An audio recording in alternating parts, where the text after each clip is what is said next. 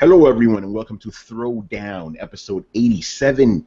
I am your host, Tony Polanco, and I'm joined by Emilio Lopez, Electric Boogaloo, Chris Seeley, Hey, what's up, everyone? Brett Murdock. Can't hear you, bro. you're muted. Boom, there we go. The Unbreakable. Yes, we'll get to that in a bit. And the returning one, Brian Manjoma. I'm not annoyed that I missed the spoiler test for X-Men. I have some things to say about that film. Okay, we can talk about that. And we got a very special guest. He's technically family, Mr. Adam Vale. What's going on, brother? What's up? my cousin, by the way, which I've mentioned quite a bit on the show. Yes, man. This guy is the truth right here, man. Real fucking gamer. Let me give you a little one thing. You know how much I love Metal Gear, right? He started that shit. Oh shit. That dude. So what I'm hearing, Manny, is that you need to get your shit together because you've got a replacement in the wings. Oh. No, man. Adam we got a backup, Manny. Get your shit together. No, all right. So, Adam, we'll get to know you in a little bit, but I want to address a couple of things here. Okay, first of all, I want to give a shout out to John, and I'm sorry if I butcher your last name, John Erdahl. So he had this to say on the last episode of Throwdown Your Questions. He goes, I believe you guys are, this is related to the whole Damien thing. We went off on this dude. You know? He goes, I believe you guys are totally neutral on the console wars, but I think you get too much, you get so much heat in the comments because of the sole fact that PlayStation is your preferred platform, and that tends to affect the way you speak during console discussions. It is super easy for listeners to take your way of speaking as fanboyism, even though it isn't. If you guys are truly sick of the console wars and all the drama, you should ignore these people. Maybe for one episode, ? I think a lot of listeners would benefit from a shorter, more joyful podcast without futile arguing. Leave the arguing to the comments here, maybe. Just my 2 cents. Keep up the good work. And best of luck to Brett's girl. Aw. Thank you. Yeah, I actually addressed him, like I wrote like an equally long thing. So I basically said, basically thank them first that he actually sees that we don't play favoritism here. We're not beholden to Microsoft or Sony or Nintendo. You fuck up, we're gonna put you to the fire, right? But as I explained to him, and I've never said this on air, I'm gonna say it now, right? The nature of Throwdown, right? Whenever we've done quote unquote positive episodes, I'm talking about the Thanksgiving episode. I'm talking about the episode where we talked about legacy. No one gave a fuck. We had the lowest numbers ever. When we talk about drama, you guys like that shit. So we gotta give you what you want. Just like the hip hop wars, it's the same shit. West Coast, we're not beefing, and then everybody gets in and be like, "Oh, I got my 2 cents. I got my 2 cents." It's like that. People like drama. They like that shit, and the thing is, we don't. At the same time, we don't manufacture drama. It's just we pick stories that we know will get a rise out of us. And you guys like that shit. I think we kind of play a little bit of both. I mean, there's so many things that we could talk about, and we kind of just leave on the cutting room floor. Even, behind the scenes, you guys don't actually see it, but Tony will go in and be like, if something it's like, one thing is getting a little bit more shine, like something, getting us, everybody, talking, then he'll drop maybe one of the weaker topics behind the scenes. So it's kind of a little bit of both. We try to get, we want to get everybody as well in the panel talking about things, as well as you guys talking about things too. So, obviously we'll put in the more positive things as well, but also, it does help to put in some of those things that are just like, why are people being this way, stuff like that. So, yeah. But no, I mean, he has a good point there, where basically, because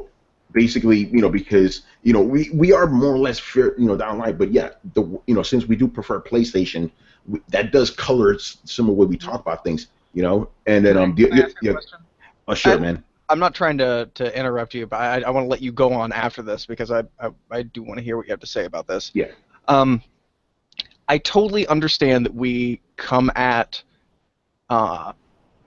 consoles and owning consoles and everything like that from the perspective of we do have a bias, and we talk like we do have a bias because we do.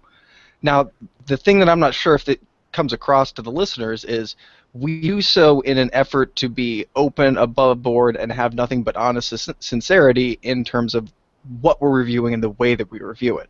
I can only say so much about PlayStation versus Xbox because I've made my choice. I can try and be as unbiased with that taken into account as possible, but I'm going to phrase myself specifically in a way that comes from a PlayStation owner.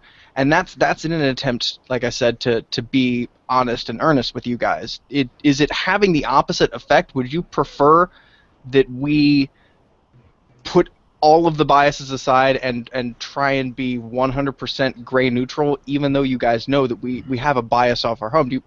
I actually need to stop you right there. I have a little bit of an issue with the word bias. I don't think anybody here is biased. We have a preference. Well, I'm going with bias, and I'm going with bias in the negative sense. Like we're not against anything. We are for something, but that doesn't mean we're against. Just have a preference. That's it. Everyone has a preference.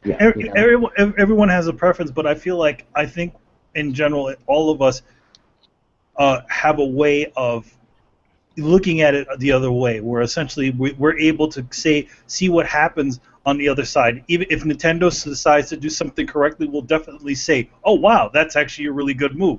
Same thing with Microsoft. Like we've said it multiple times, there are things that these guys are trying, they're definitely trying, and they're fighting the hardest to do the best that they can to get everybody who owns one and to get new people to go. Because as much as I own a PlayStation, I am looking for definite reasons for why I want definite reasons why I should buy an Xbox. So I'm listening even more intently to what. It's look for at this years. guy. Years why you should get an Xbox. Years of life. Yeah, so I want to just make that we have a preference, but that doesn't make us fanboys. That's the problem right there. People think if you have a preference, that automatically makes you a fanboy. No, fanboys don't. They're clouded by Hold on. That's not fair because this guy didn't even bring up fanboys, and I know that we. Oh no, and you're right about that. But the whole thing was predicated on what Damien said was a very very much a fanboy. It was, but I want to make sure that his point doesn't get lost in the litany of our soapboxing, and that is that he appears to be saying if we could come across in the way that we talk about things, as if we could come across more neutral, that might help things calm down. To which I'm going to ask, knowing that we do have a bias in our personal lives, would you consider that kind of discussion to be more or less honest than what we currently provide? Because the way that we currently do it is we just kind of nod towards the elephant in the room like, well, we're all PlayStation guys here, but that being said, bloody. Except for Brian. Except for Brian. Well, always come up. I mean, both Chris and Adam now, also own Xboxes. I own an Xbox too, motherfuckers. And Tony owns an Xbox. So my original Xbox and my 360. X1 is the fuck up. It's horrible, but prior versions were great. They were great. Loved it. Yeah, but see, that's the problem right there. I'm glad you said that because when fanboys hear that, they get angry. It's like, but it's the truth. We've detailed and seen how Microsoft royally fucked up this generation. They've made amends. They've tried to fix things, and they've done a very good job in that regard. But it doesn't change the fact that they really fucked up this generation. But people don't want to hear that. I mean, think about it like this. I believe that the majority of our fans, they understand where we're coming from.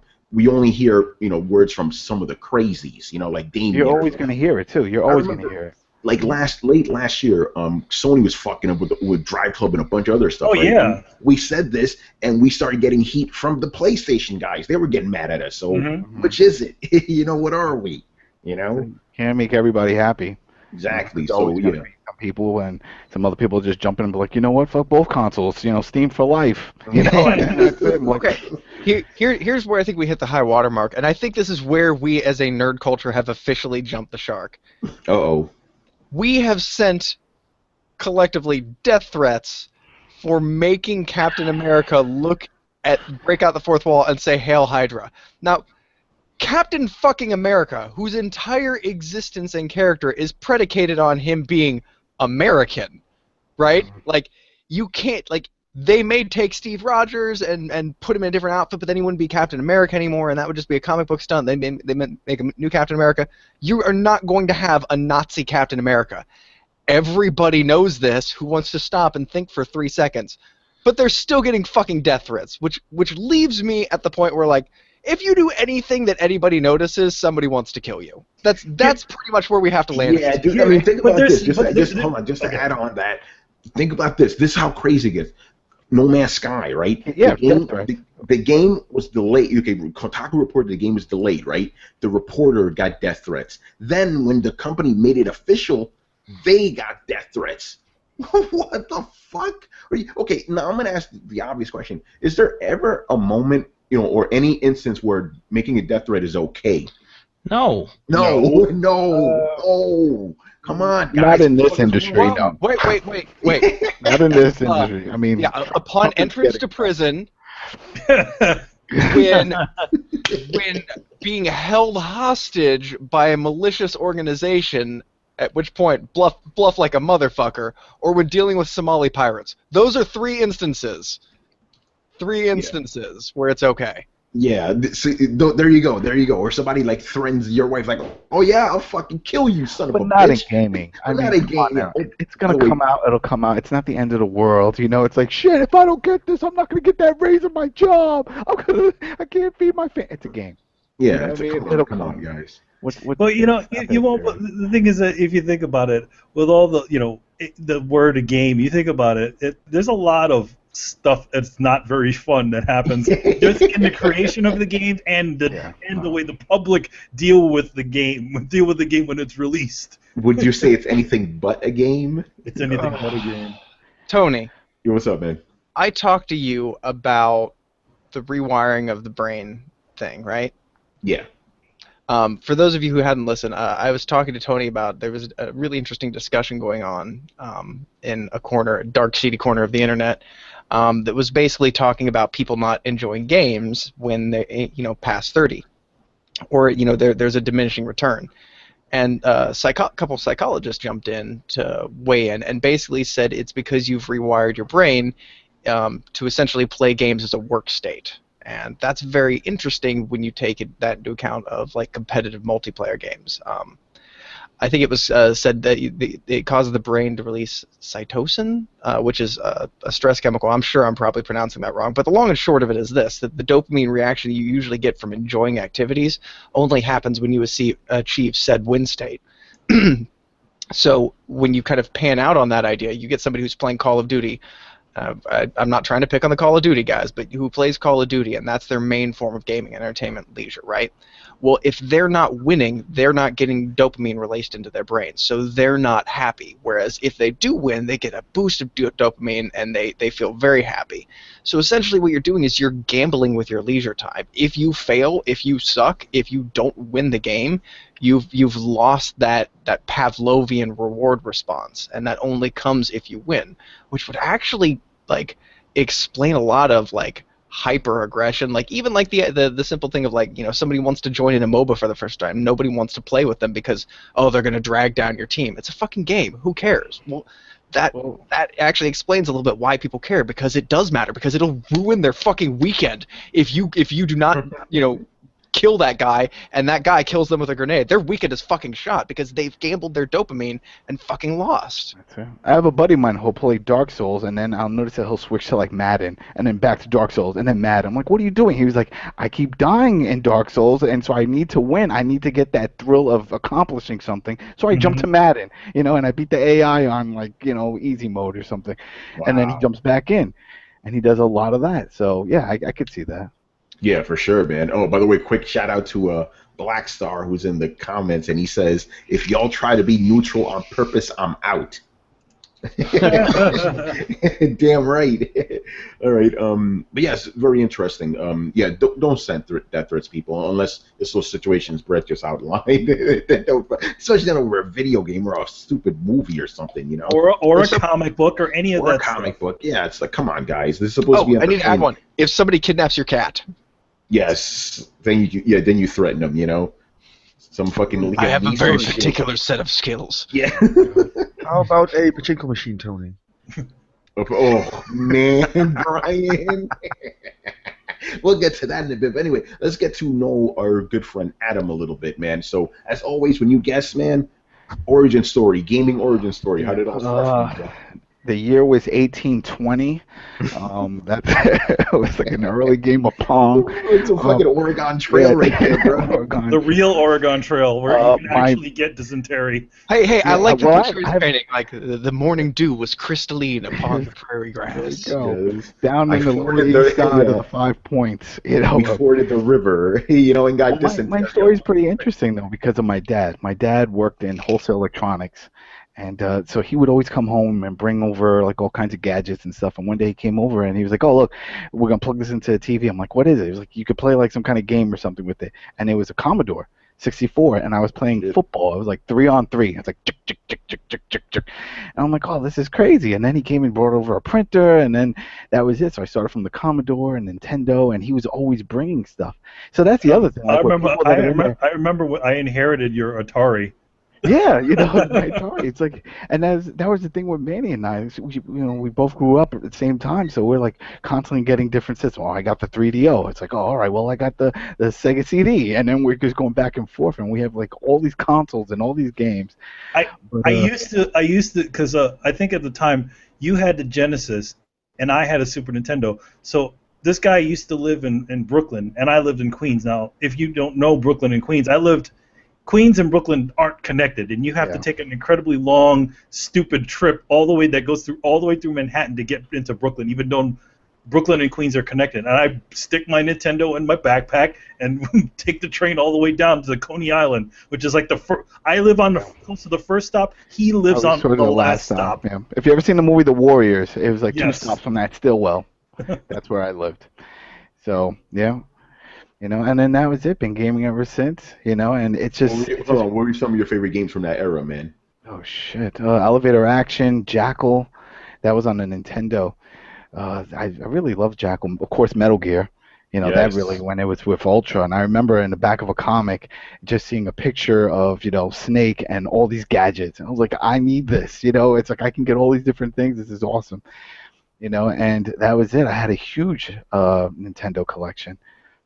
You know, but yeah, those were the games that really got me into even there was no first-person shooters. Like the first one I played was Wolfenstein, and that was at a girlfriend's house. Her dad had a computer, and I was like, "Oh, what does he do on it?" He's like, "Oh, he plays this game," and she showed me this floppy disk, and we put it in, and it's a first-person. It was Wolfenstein, and that was the first time I ever seen anything like that. You know, because that really wasn't on consoles yet. Yo, the first-person game I played, or at least the game that had the first person in it, was fucking Jurassic Park for Super Nintendo. Remember that shit? Oh my god, that trash game, man. But it was crazy, you know. But anyway, here's the part I want to ask you about, because you know, for like I guess since the early 2000s, you were a pretty heavy Xbox guy. Like that was your shit.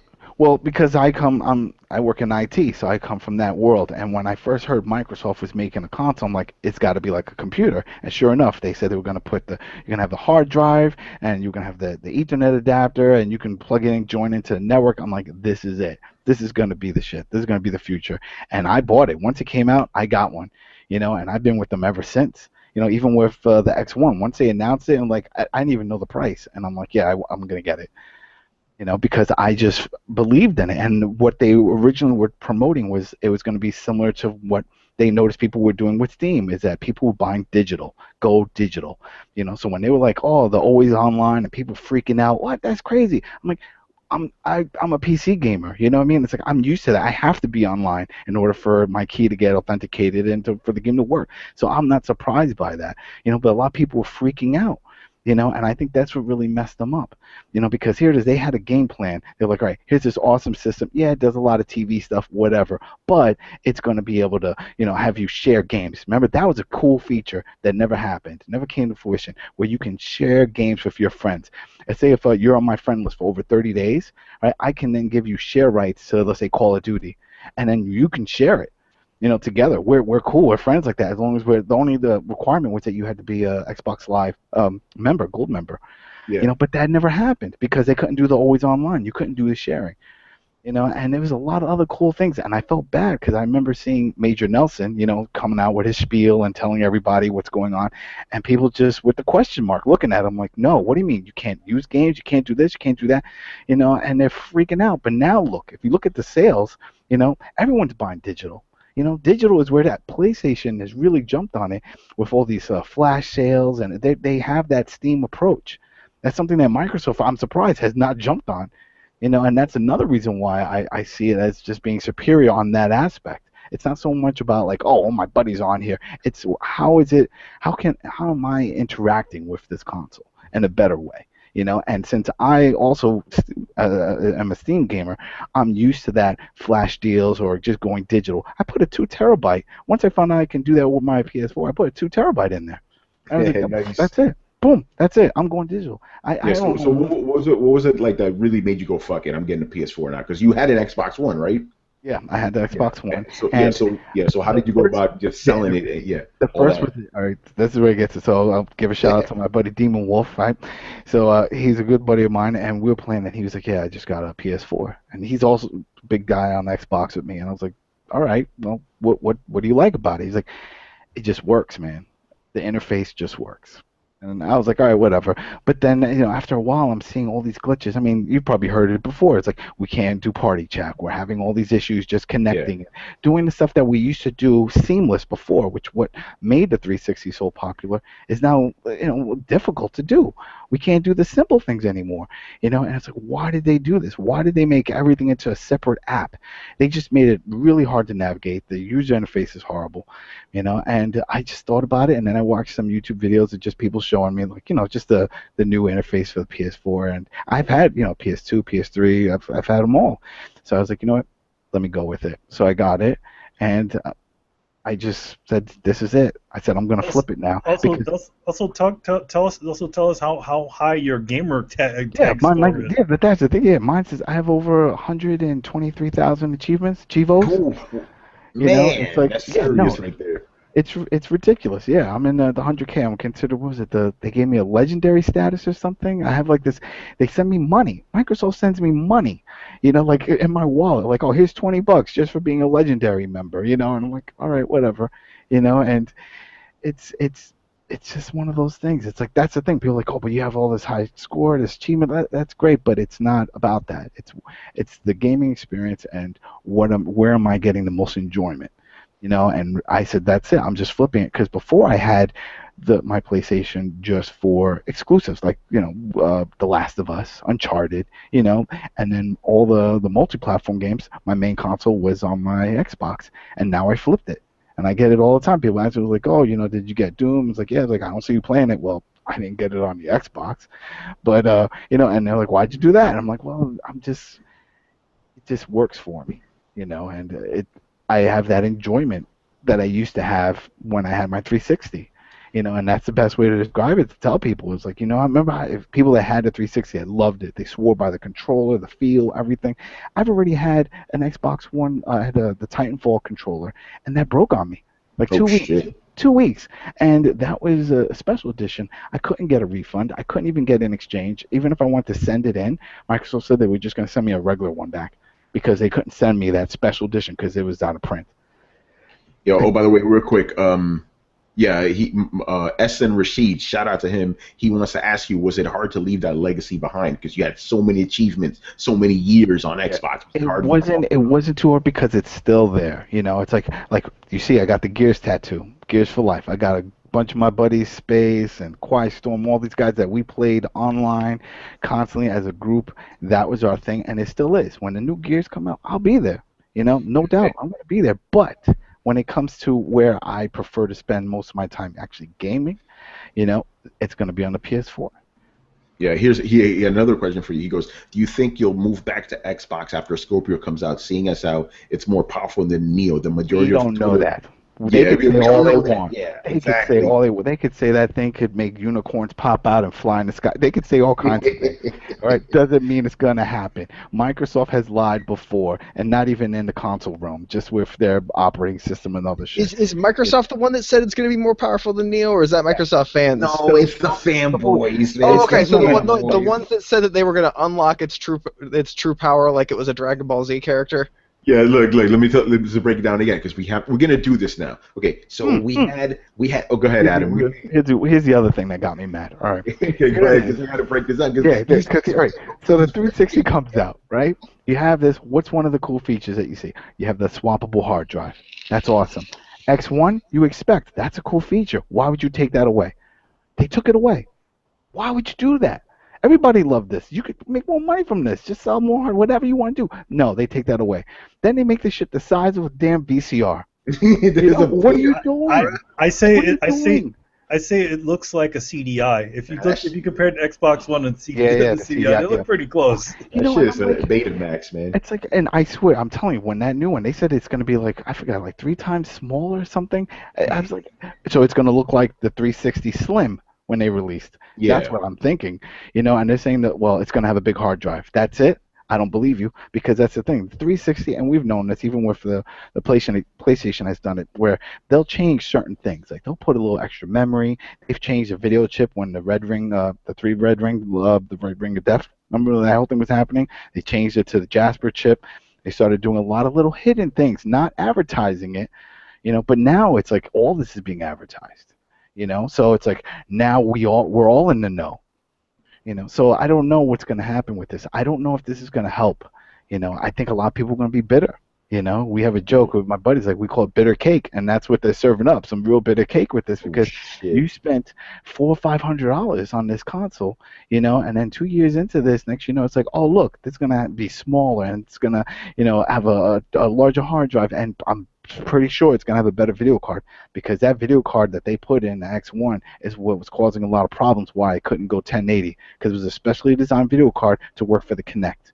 Yeah. So we'll get to the Xbox 2 in a little bit, but yeah, actually, just to clarify, the information about this Scorpio came from Kotaku and Polygon, right? But it's fanboys that are saying, oh, it's going to destroy the Neo because it has 6 teraflops instead of 4 teraflops. And as Chris explained, that doesn't mean shit. Doesn't mean shit. But Phil Spencer, head of Xbox, did confirm there is new hardware coming. Yes, that is true. So that's why everybody's like, what? Then this might as well be true, because they're confirming new hardware. We're not just talking the controller, because that's the other thing. Supposedly it's just going to be a new. That's controller. coming too. That's coming too. Actually, that's coming too. Yeah. And I bet you that shit's going to be smaller, and it's going to look like a 360 one, because that's the other shit. I don't like that clunky control. I don't like it. I use. All right, this is how I'm going to tell everybody right now. This is how I play my Xbox One. I stream it through my Windows 10, so I can use my 360 controller. Oh shit! I don't have to. That's how I play my X1. I don't actually play on it. I have it stream over through my Windows, and Windows lets you play with whatever controller you have plugged in. And I have my 360 controller plugged in. That's how I do it, because I hate using the damn controller. Wow, that's crazy. Actually, you know what? You just gave me the segue. Let's get into it. Go ahead. Is this the one or the 360 or the other one? I can't remember. Which one? That's the. Wait, move it there. You can tell by the buttons. Yeah. No, that's the one. If the button lights up, if the X lights up. Oh, okay. The thing is, how is this one bigger? Yeah, it seems fine. If you hold the 360, and it's also the bumpers, the top bumpers. They just don't. It's like it's the slight motion from when you use your fingers when you click. It's one of those little things. It's sort of like, for example, the PS4 controller. It's awesome just because of the little curve for the triggers. I love that. I love having that curve, and then just using this here. This right here makes all the difference for me, especially since I do a lot of FPS. I don't know why. It just feels better on this, as opposed to with the end. You see it's more flat here on the top. On that one, if you notice, it doesn't do that. Did I think I just pressed the button and it did something on my screen? We saw everything, bro. You're good, man. No, he's just wondering if it did something. Because I have all these other controllers connected to my computer too. Yeah, no, you're good. Actually, Adam, you actually gave me a good segue. Let's get right into the main topic here. The Scorpio, Xbox 2 or whatever. Oh, Brian, were you saying something? Nope, I was saying something. I just wanted to point out the fact that the specs don't matter, and even if they do, that the PlayStation would make up the difference with the power of the cloud, so it's an irrelevant discussion. Oh yeah, that's the thing. Okay, so firstly, fill me in if I miss anything. So we had the secret sauce, right? We had DirectX 12. We had the power of the cloud. None of those things came to pass. You had the second GPU. Yeah, they had the second GPU. None of those things came to pass. So what do you latch your hopes onto? The Xbox Scorpio, 6 teraflops. Look, I'm gonna be honest. Half of these guys don't even know what a fucking teraflop is. I don't know what a fucking teraflop is. The worst is when they advertise, oh, well, we're going to offer backward compatibility, but you're not giving all the games that we want. Where's Red Dead? Where's all the good ones? You're just giving arcade games. So it's like they're trying to everything they can to just bring people back. Like you even saw where they want to do the cross-platform play for online. It's not going to happen. Yeah, exactly. So anyway, let's talk about the Xbox Scorpio 2 or whatever. Can I just throw in like some small tidbit? Sure, man. So Phil Spencer said new hardware, but he didn't specify what type of hardware. So for all we know, it could be a new Kinect. That is a possibility, but whether or not it will come to pass, I don't know. Hopefully, it won't come to pass. But if we're gonna go so with the Xbox Scorpio, then we'll have the Reconnect. Well, remember, the Scorpio is not scheduled to come out until sometime 2017. Yeah, 2017. So anyway, basically, this is what's going on. So Microsoft said they're going to release 2 new consoles. One's going to be announced at E3. It's going to be a new Xbox One, right? Slim, all that shit, right? And then the Scorpio 2017, right? And this is a conversation I had with my editor, right? And we were talking, and he's like, why isn't anybody talking about that? This may be the Xbox 2, for the lack of a better term. If it's supposedly this much more powerful, and it's coming out 2017, literally 4 years after, the Xbox One. And here's the kicker, right? Because remember, the original, Adam, the original Xbox One only lasted 4 years. Yeah. Here's the kicker, though. Think about, and we've talked about this on Throwdown before. Microsoft had a really, really bad generation, right? It's had a horrible generation. Not worse than Nintendo. Yeah, now we're saying Nintendo had really shit. Nintendo's got it bad now. So why wouldn't they go? You know what? Fuck it. Let's start fresh with a brand new image. Why? I can explain this. They did that. They did that with the 360. That's what the 360. And Brett, before you explain, please understand that you're the one that brought this up.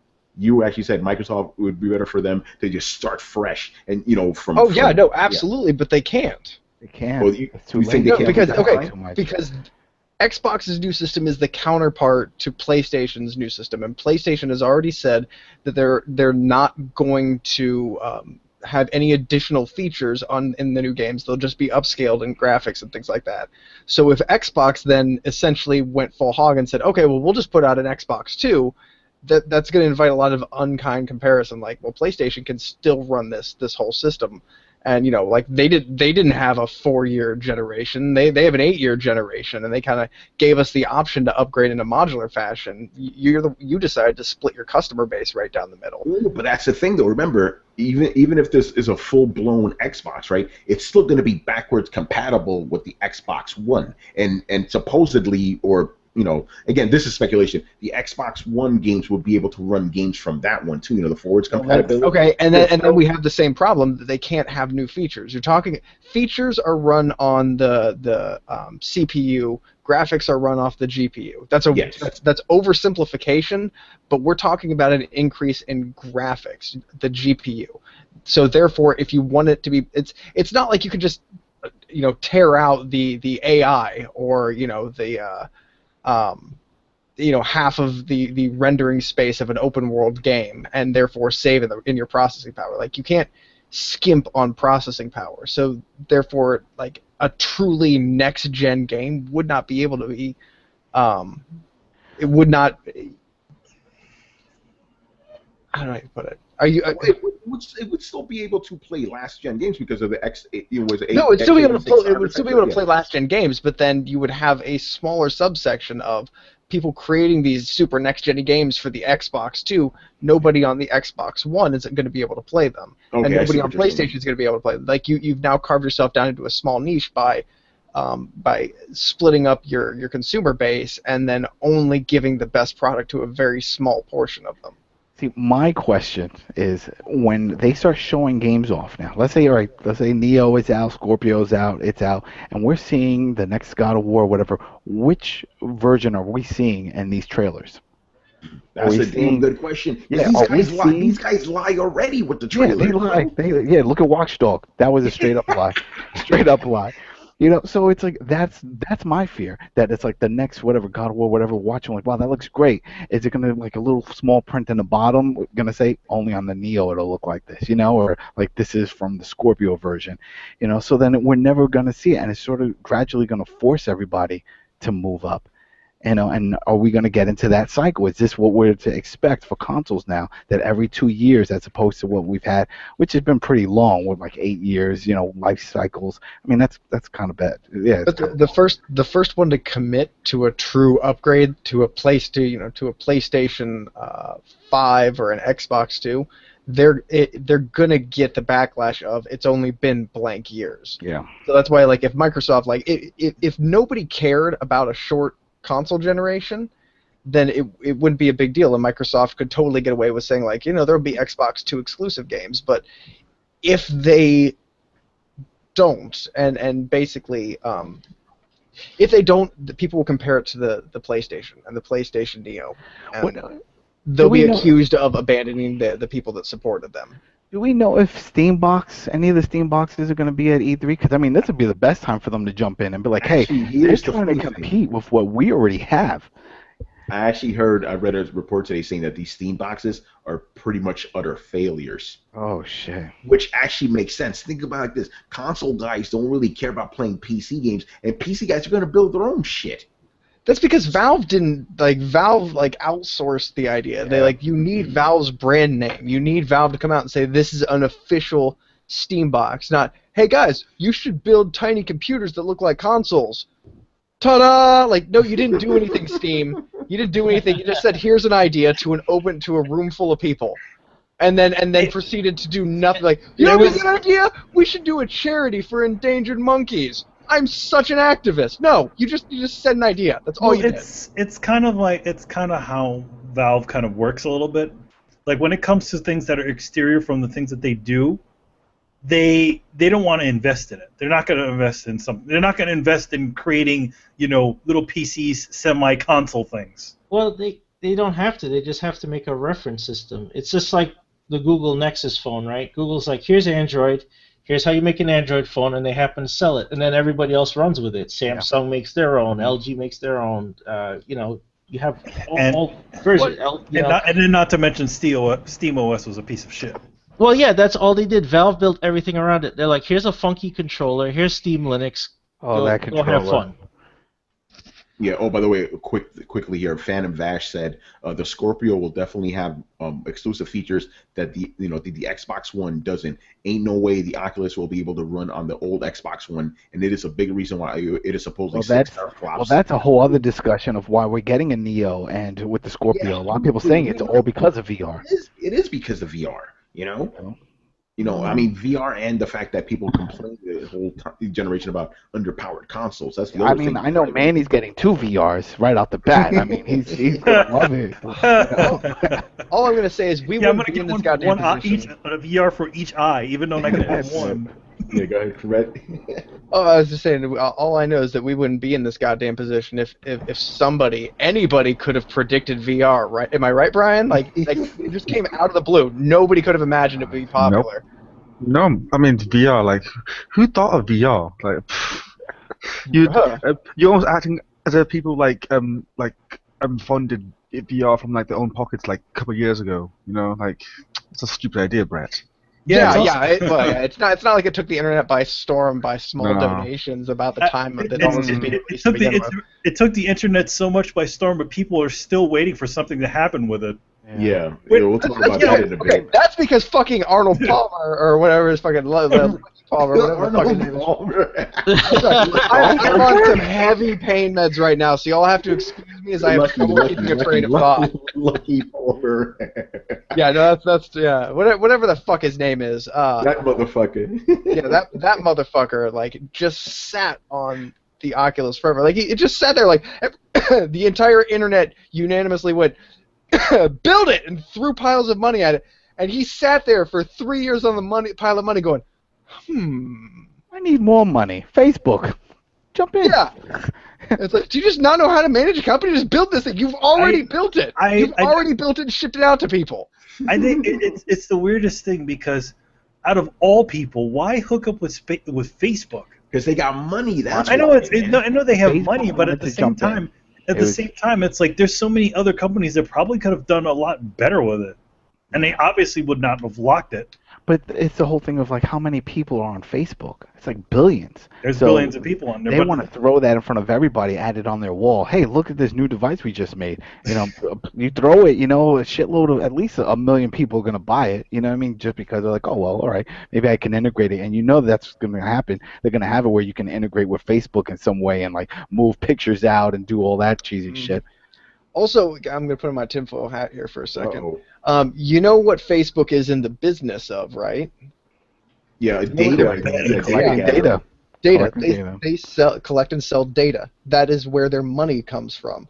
And how much more data can you get than getting an entire subsection of people to put a thing on their head that not only tracks what they're looking at, where they're at, but how long their eyes rest on each ad, how much they move every time they get up. Like, there is an insane amount of very personal data it gathers from you.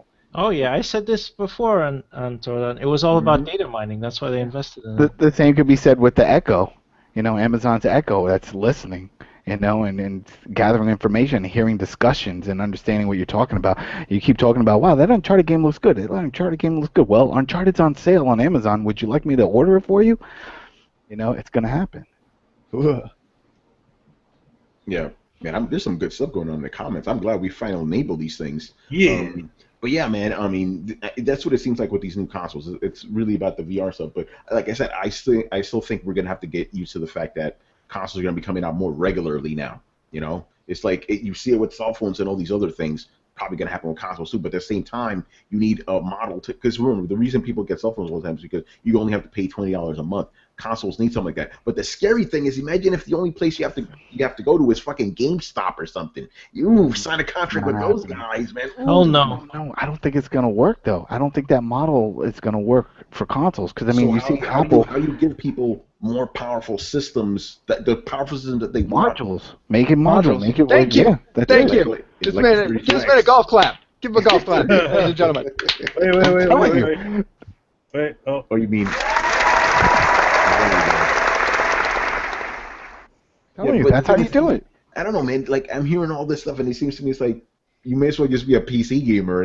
No, because they will still be able to keep the environment, the ecosystem of a console. They'll be able to keep the multiplayer safe and all that. But here's the thing. You are not going to be able to match a price for PowerPoint on PCs unless you're able to start recycling some of these components. That's what helps keep PC costs down.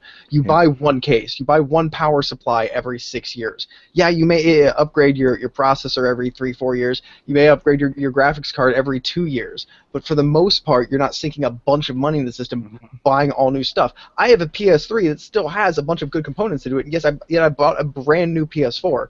They're not going to be able to keep that up when being tied to the console or the PC market. Because eventually, if you're having to buy a brand new console every 3 fucking years, people are like, fuck this, I'm just going to buy PC. And the PC market will adopt. Steam will gladly be able to move into your living room to help accommodate you spending money in their store. They're not going to have any problem with that.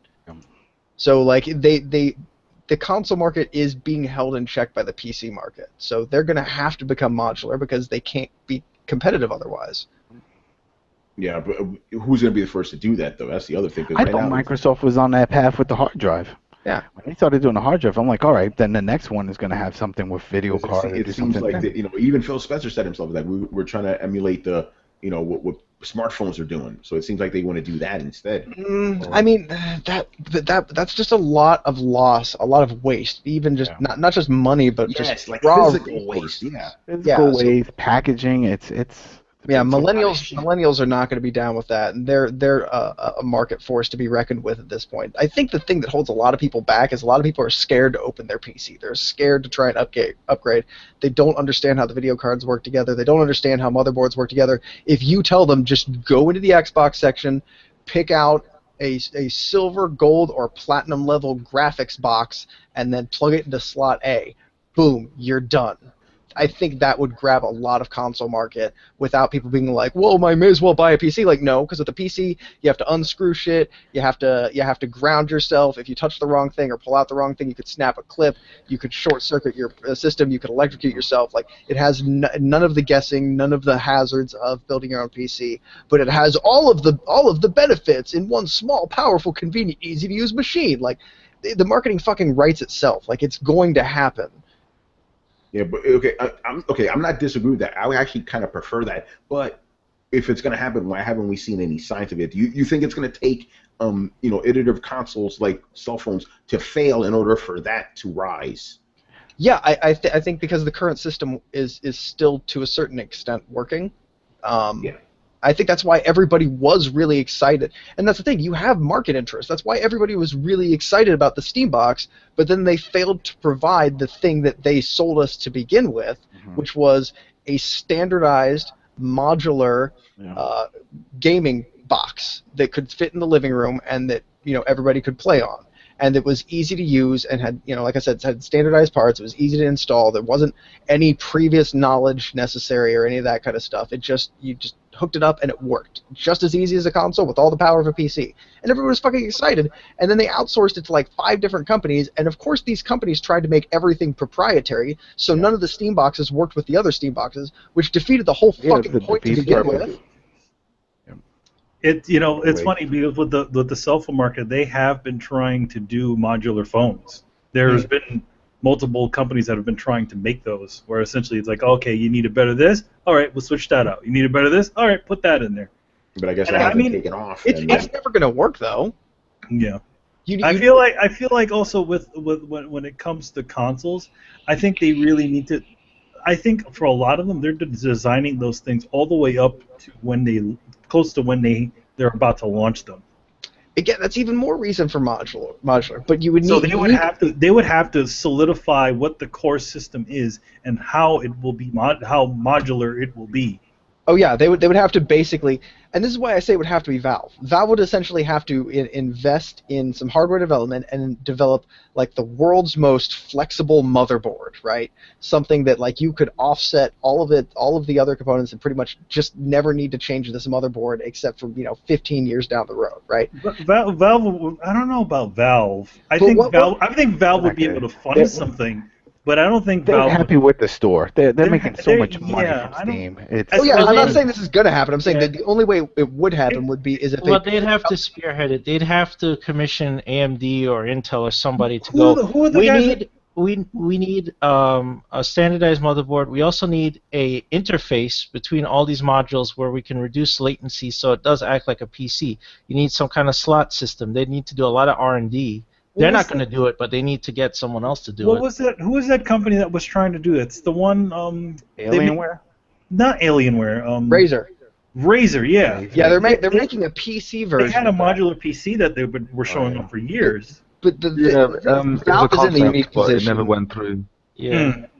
Valve's in a unique position, though, to actually be able to say, like, if AMD comes to them, and if Nvidia comes to them, and if blah, blah, blah, Razer comes to them, they can say, okay, here are the criteria that you have to stick with, and if you don't stick with these, we won't call it a Valve or a Steam Box approved product. You have no legal right to use the Steam Box name. It's like the old Nintendo seal of approval.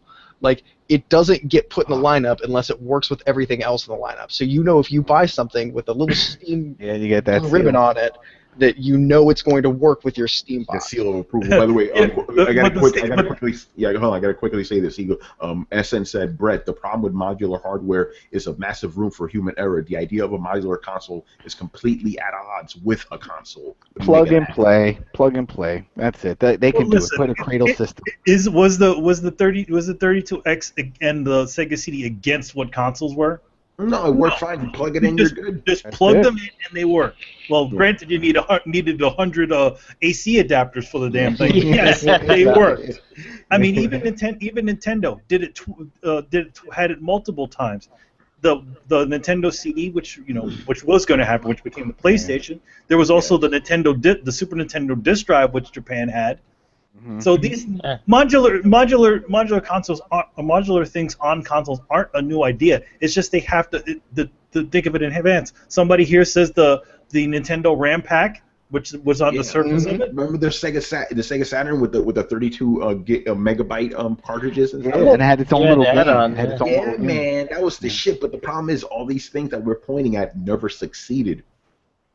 I think the thing about it is that it's not that they didn't succeed. It's that there wasn't anything. Well, I mean, granted, the Nintendo 64 thing for some games you kind of needed it, or Yeah, but also at the same time as those additional additions to the consoles, also they had, at least for in Nintendo's case, they had to make sure that it worked for both.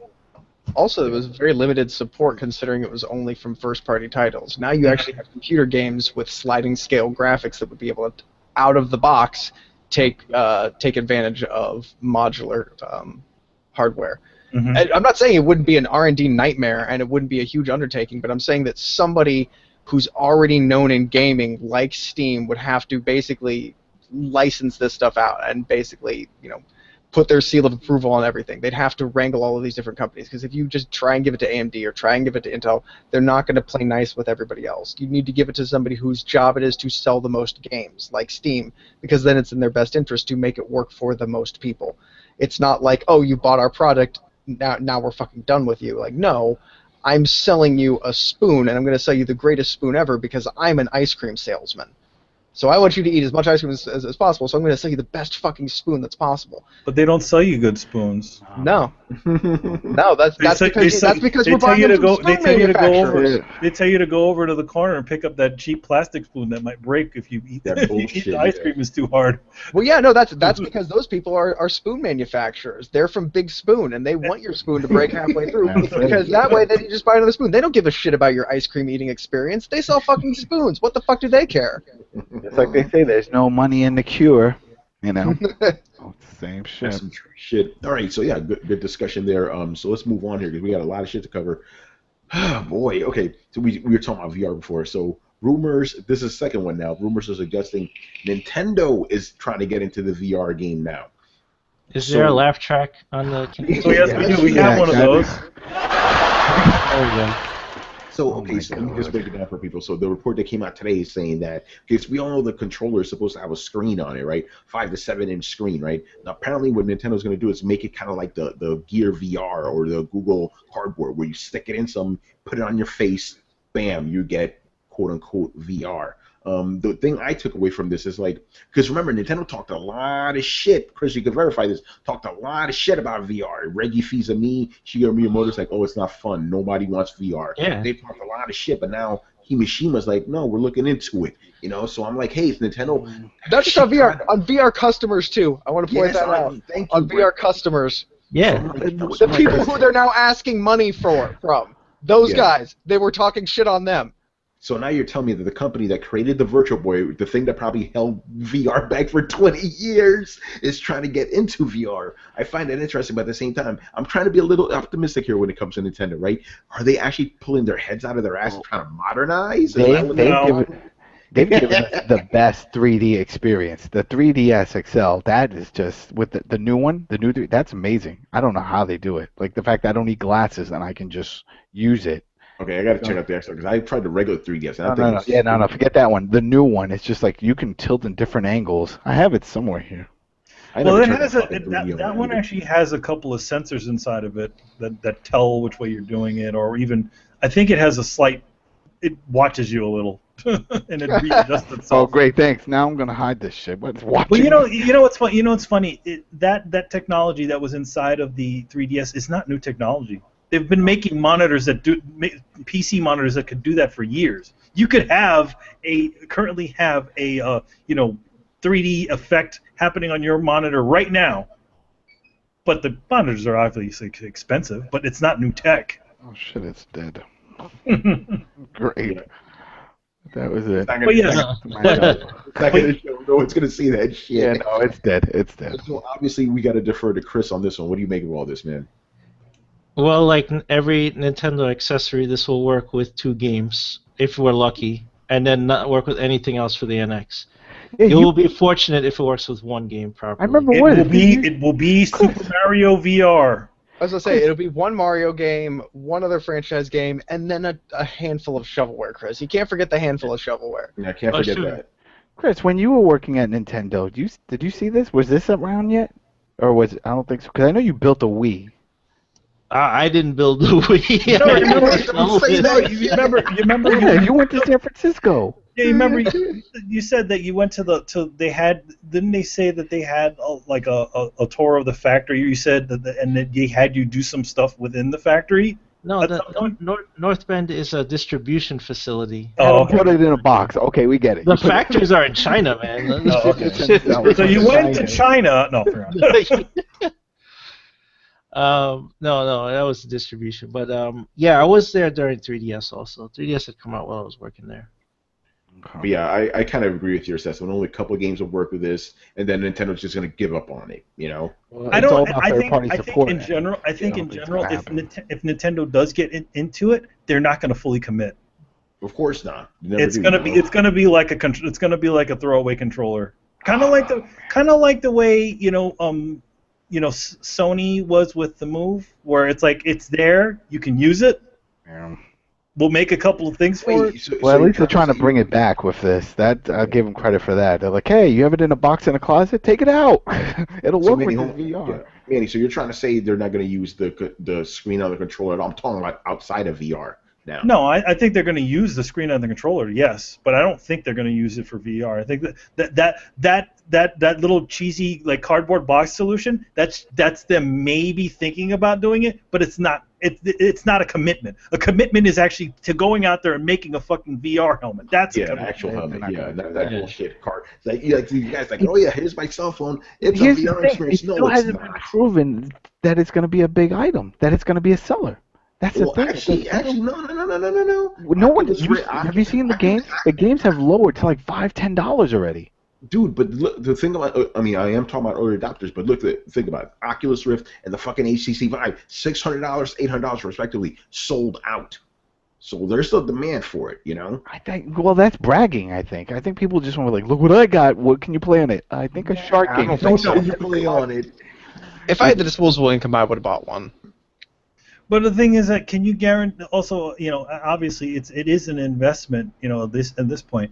But can you possibly say it'd be something that you would continuously go back to? Will developers continue to make good experiences for these things that are just beyond walking around in a museum? It doesn't matter as long as it's on PC. Like you can mod so that Skyrim works with it, or you can mod it so that Fallout works. But I mean, but is that the future? Like, are we just going to get games that we've already known with a VR add-on? I'd be okay with that. I mean, I don't know. We're already doing first-person games. Like, why should any first-person game not be available? I'm waiting for the first-person version of like a horror game, and the person gets a heart attack. That should have been PT. That should have been PT. But hey, Brian, what were you gonna say, man? Yeah, I was just saying, like, isn't that just how like gaming goes in general? Because like that seems like the general like way that games have been going is that a game company will release a game, and then people will change said game or modify said game. And then people will see that as a success and then build upon that. I mean, that's why we have CS:GO. That's why we have Dota and League of Legends. Because like we have a whole genre just based off of a mod. Like was it like Dota was like a mod for Warcraft? Pay to play. And now it's just like its own genre that's like dwarfing everything else. It's like this is how things just happen. It's like they bring out something. You never know. People just like yeah. It's like people drive the fuel for this. It's like, okay, so Rockstar released like GTA 6. People will mod GTA 6 for VR support, and then like Rockstar down the line will say, hey, people like VR in our GTA 6. Let's make it like a thing for like the next game. Like that's how these things tend to happen. So ironically enough, this has already happened.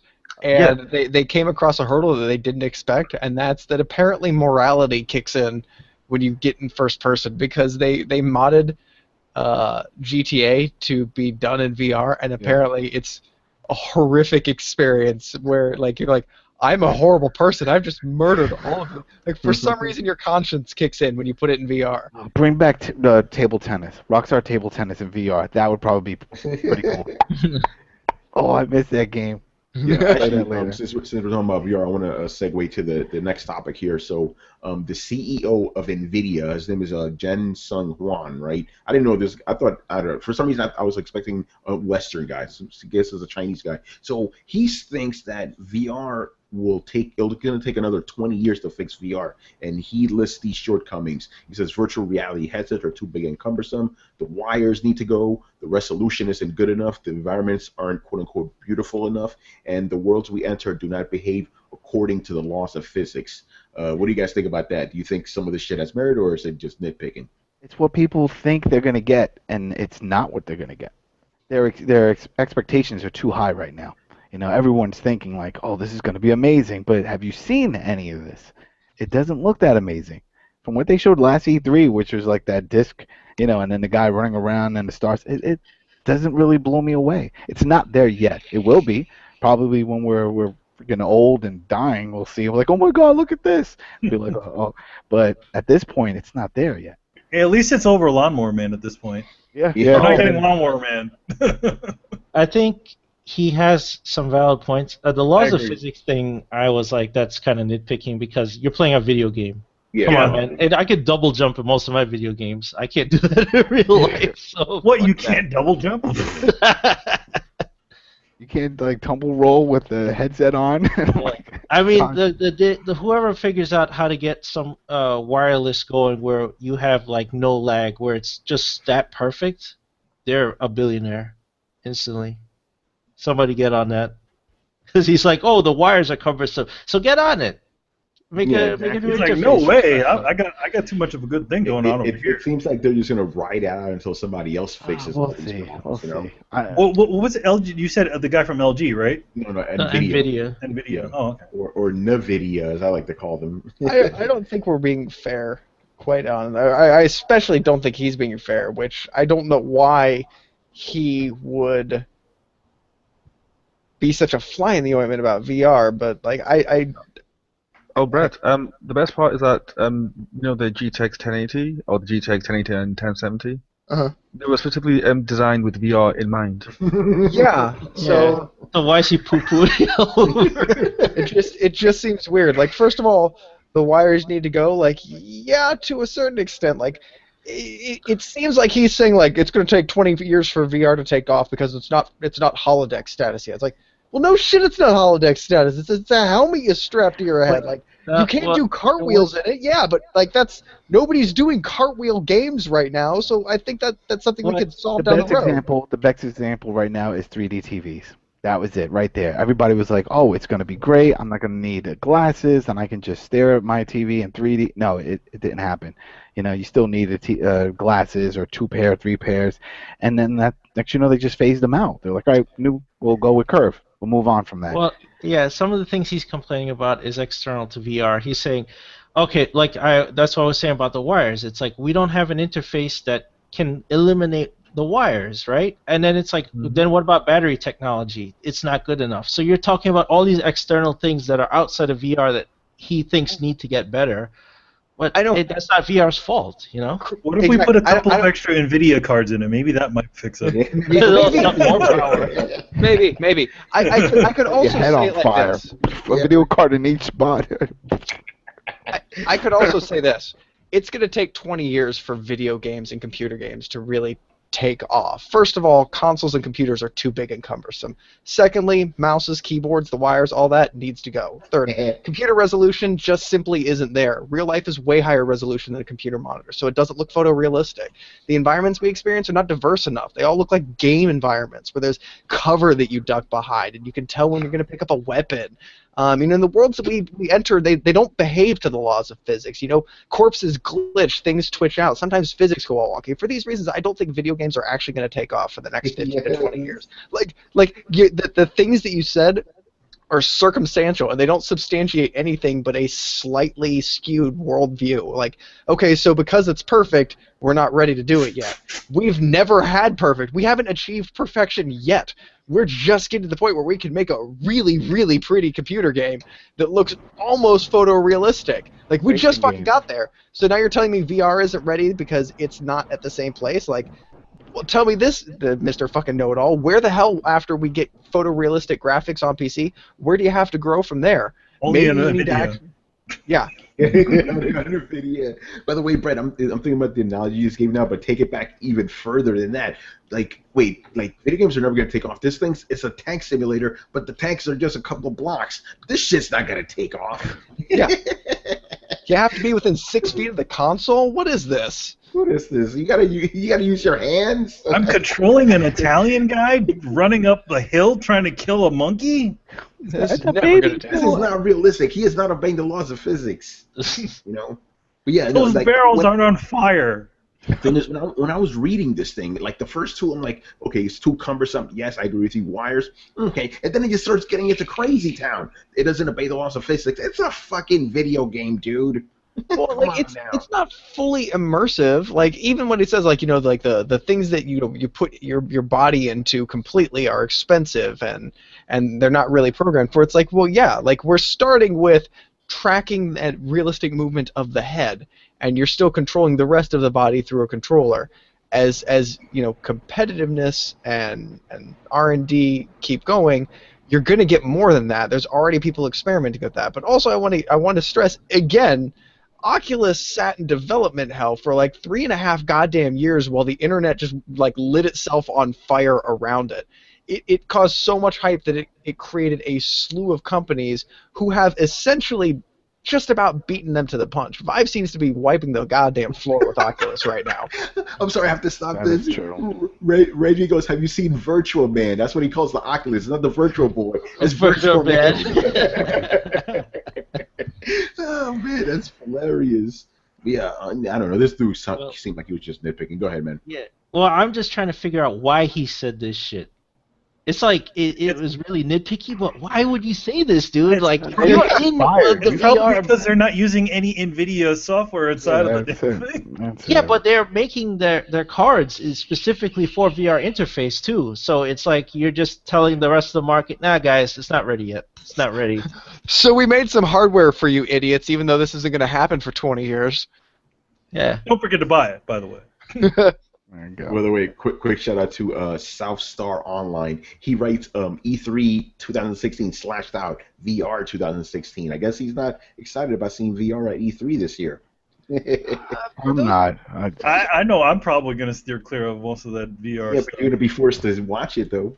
What do you mean? I ain't going to watch nothing. Yeah, you do, because you're gonna be at the press conference. It's gonna be in your face. Listen, man. if they're smart, they will just show you a fucking sizzle video because I don't You're want to gonna see go no take a break, isn't it? asshole. I don't If want they're to see no smart. asshole on the stage going like this. Oh my God, this is the greatest thing ever. You know. That's what they're going to show you. They're going to show you that. I'm sorry, we don't need a demonstration of Milo for VR. Oh, I miss Milo. Oh, that would have been Like, all those, like, screens Oh, were, Milo, like, why'd you got to go there? Just Here's the ironic Don't worry, thing. Milo will be part of the next Xbox. Milo's a man now, isn't he? Milo's a man by now. He grew up to be Peter Molyneux. No, we don't. Okay, Milo is an autobiographical story about myself being a So virtual we human. planted Milo? Yes, Yeah, for Peter Milo. Molyneux planted Milo in the 360, and he grew into another Peter Molyneux. He was the seed, man. See, he was right. Poor Milo.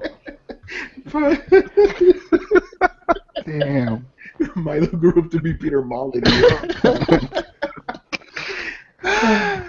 Right, let's move on here. This Adam, I threw this one in here for you, man. The Division live action movie, man. Are you excited? This guy Jake Gyllenhaal, man, the Prince of Persia himself, man. I actually am.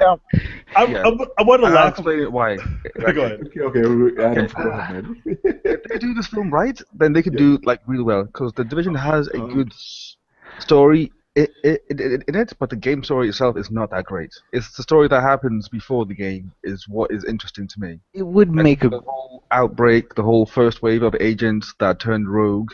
I think that would make a really interesting story because they could touch on a whole bunch of like social stories, like okay, what happens when the government has its own PMC that doesn't obey the laws of anything? You know, It would like be a great TV show. a great series, but for a movie, I don't see it. I think that it I could don't make know a about great. this. Again, if they do it right. But saying Here's my that, thing. I'm looking at the Assassin's Creed trailer and Tristan Yeah. Persia film.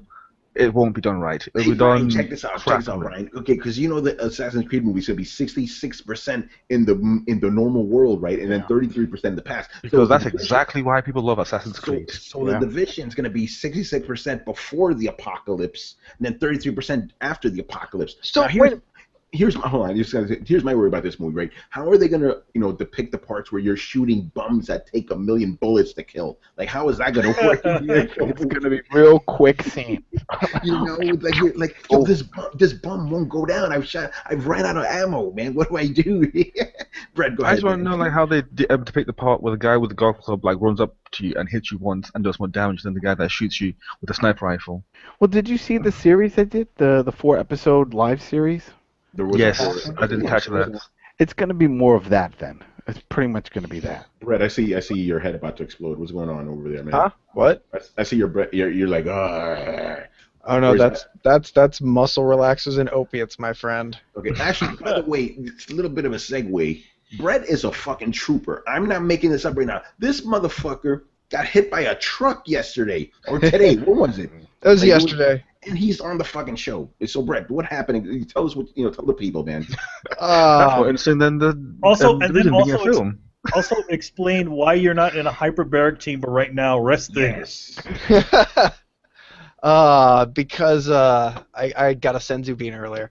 Yes. Hey. I was just driving Rachel to one of her doctor's appointments yesterday, and you know how when you're turning left and there's a green arrow, you yield to oncoming traffic, or when you're turning left and there's just a green light but no arrow, right? Yeah. You yield to oncoming traffic.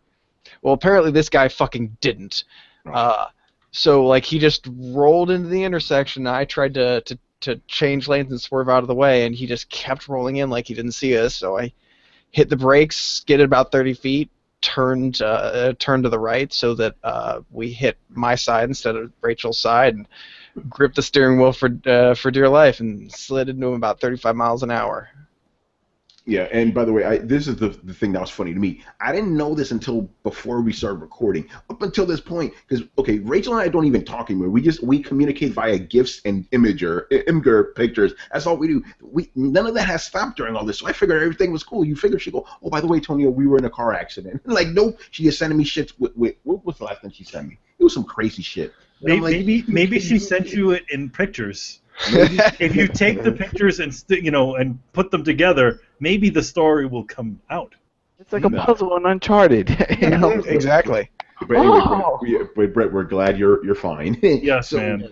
But did we make you feel a little bit worse though because of this Division movie?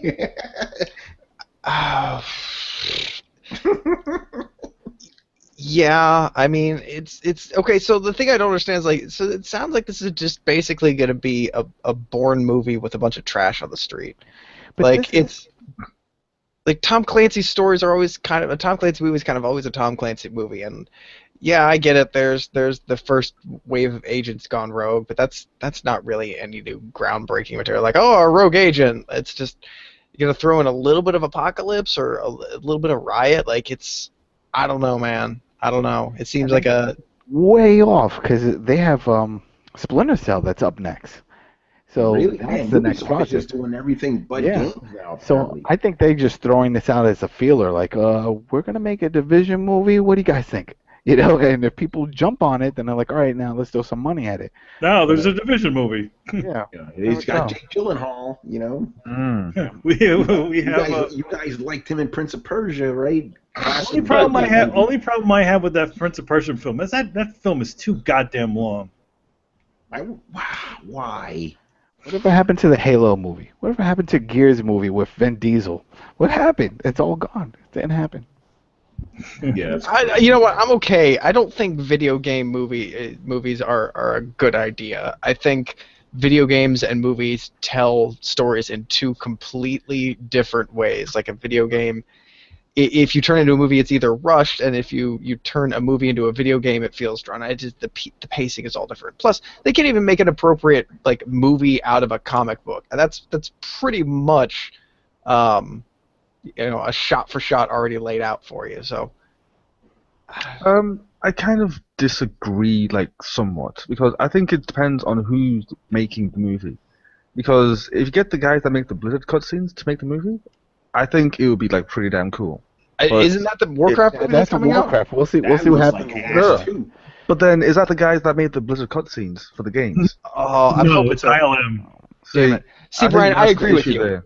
I've always been like, can those guys just make a movie, please? Yeah. How many times have you seen, like, these CG trailers for, like, Assassin's Creed and, like, Blizzard games? And I mean, like, wow, like, a film like this would be, like, really cool. But then they turn around and like some random ass crack from the street, and it's like, hey. I think they're to this day they're very reluctant to do a full-on CG like film, especially after a film like Final Fantasy: The Spirits Within. I'll just keep it short. You know, like it doesn't have to be like long. Just keep it like 50 minutes, 40 minutes thing. You know. Like, yeah. I think that could be like more appropriate. To be fair. Why did they jam like two live action characters into this Warcraft movie? Like I'm not trying to sidetrack. What's that? We need a relatable character, so there's humans. Oh, God, couldn't they at least animate the humans or something? Like they look weird. Like everything is everything CGI. looks fake. Yeah, everything looks fake. In a world, in a movie.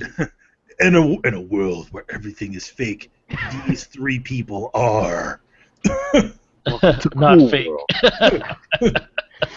Starring Brad Pitt. Yeah. Remember that? Oh, man. Wait, I just remembered about the Ratchet and Clank movie. Yeah, bombed. It was too late, though. They should have released that years ago. I agree. They were trying to, though, but it just now came out, you know? Yeah, but again, they did the story. They did the story shot for shot, apparently, and that didn't work. You know? But they did no buzz around it, no hype, just nothing. They just released it. The other thing about that the Ratchet and Clank game. I mean, the one that came out. You know, they finished that game in 10 weeks. Wow. Really? Yeah. Oh, really? I didn't know that. That game is a remaster. They literally took a lot of the geometry and stuff from that game, from the original game, and prettied it up.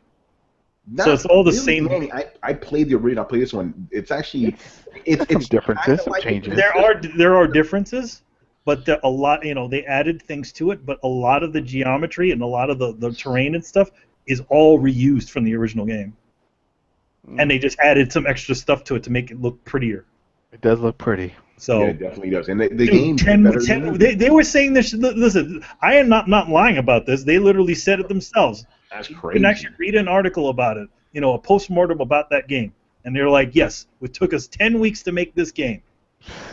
That's why they said they finished it so early. Yeah, so I guess they were just sitting on it because the movie got delayed, remember? Exactly. Yeah. That's insane. All right, let's move on here to this story. I wrote this today. This shit made me sad because it's exactly what I predicted. We joked about this, and fucking Konami did it.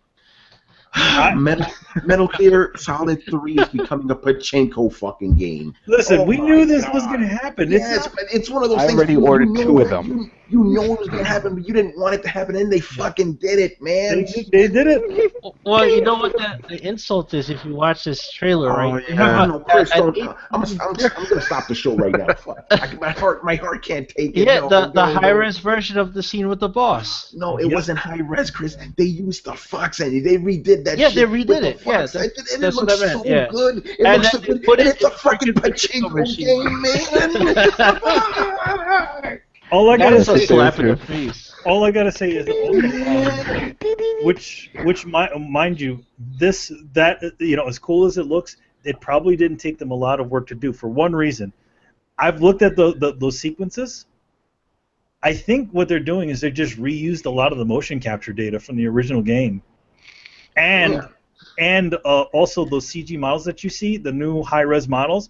All those things already existed because there was another game that they created not long ago where they made high-res versions of all the cast of every single cast member of the Metal Gear series, all the way up to Peace Walker. So they have these high-res models in there. So all they would need to do was recompile them so that they work inside of the Fox engine. Man, look, fuck Konami and fuck whoever signed off on this. This is some bullshit. All I gotta say is, they've already designed all of this stuff already. You have to understand this probably has already been in the works. I don't care if it's in the works. It's fucking bullshit. Mr. Kojima was on his way out. No, that's some bullshit, man. I'm still waiting to hear the full story with that, because that's probably going to come out in a book. You probably never will. I'm sure they had his ass sign a gag order. You don't hear anything. Fan of Ash goes, Konami heard Tony's favorite game of all time was Metal Gear Solid 3, so they decided to turn it into a Pachinko game. Exactly. Man, fuck Konami, man. Fuck them in the ass with no lube. It's some bullshit, man. Yeah, that trailer was really great to be fair. I was like, okay, I would buy this game now if that's a thing. If that's a thing, then I'll buy it now. But it's that part of the trailer when you see the cutscene, I was like, okay, give me Metal Gear Solid 3 Snake Eater HD looking like this. I would buy it. Oh no, it's a Pachinko machine. Dude, fuck Final Fantasy remake. Give me this shit. That's what I would really get excited over. No, it's a Pachinko game. Man, have you ever played with a Pachinko machine? I'm not Japanese. That's what I'm saying. I've never played with one. I don't even know where I could play Pachinko, with it. okay, from what I remember, because they used to show it on X-Play, right? Basically, it's just the balls. It's the little balls. You just drop balls in a machine. Yeah, that's literally the whole game. You drop balls in a machine, so you get more balls, and drop in the machine to get more balls. That's the sounds like a porn. You just made a gesture of like a porn. You were like, dropping balls. Yeah, I'm dropping balls. Also the thing is, the dynamic of pachinko machines now are a little bit different. I think nowadays, because of new laws in Japan, they allow kind of semi-slot machine games that need some skill, because that's what it is. It needs some sort of skill or something like that in order to be some slot machine. So it's a gambling machine that you make kind of money. Right, now here's my question, right? Because you're talking about skill, right? How do you transfer the pachinko experience to be stealthy? It has nothing to do with stealth. No, we're having fun now. How do you do it stealthily? You can't do it stealthily because pachinko machines inherently are loud. Yeah. Put a rubber stopper around the outside of the pachinko pot. Yeah, you know what? That's all it is. It's just it's one of their bunch of their different branches of the company combining to make this thing. It's whatever's left of their video games division, and it's their slot machine division making something. And that's it. Man. And they're only glad it's in Japan, by the way. Yeah. Manny, what would you do if you saw one of these in real life? I would just look at it. That's it. You wouldn't take a bat to it, man? No, I wouldn't take a bat to it because you know what? Piss on it afterwards. Oh, you know what? In the end, I know what I would do. I'd take all the balls. I'll take all the damn balls. Once they all come down, like, oh wow, and then just open up my bag and no one's playing this shit. I think you trade in the balls too, as I remember. Trade the balls. You hold them hostage so nobody gets it. Exactly. Like, where are all the balls? In my hand, I'm leaving. Your balls in your hand, right, Adam? You're leaving with your balls in your hand. Exactly. I just can't believe that Konami managed to do like a bigger move than PT. No, sorry, a bigger dick move than PT. Yeah, I thought, okay, no, you know what they should do? That they can do. The next one, if they really want to turn the screw really good, they make PT the pachinko machine. Oh, that'd be worse because they already have a Silent Hill pachinko, and they also have a Castlevania pachinko. So why not do a PT one, right? Yeah, do the PT one. Just really stick the screw in as far as possible. Yeah, Cody, do like a pachinko machine for PT in VR. Oh man. Okay, so let's think about this. Okay, they already have Castlevania on Pachinko. They have Silent Hill. They have Metal Gear, right? Contra next, maybe. They already did Contra, bro. Okay, so they're. It was based on the Jim Lee Contra game, the one that had the Jim Lee cover on it.